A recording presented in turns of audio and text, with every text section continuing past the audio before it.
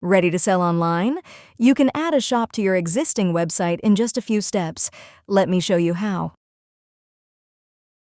Open Site Modules. Switch on online ordering and products. Then save your changes. Sane Catalog and orders will appear in your dashboard. Click Catalog, then Products. Press Add Product. Enter the name, price, and photo.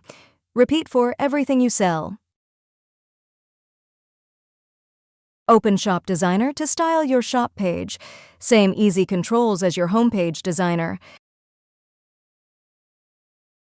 Go to Settings, open Payments, and connect Stripe.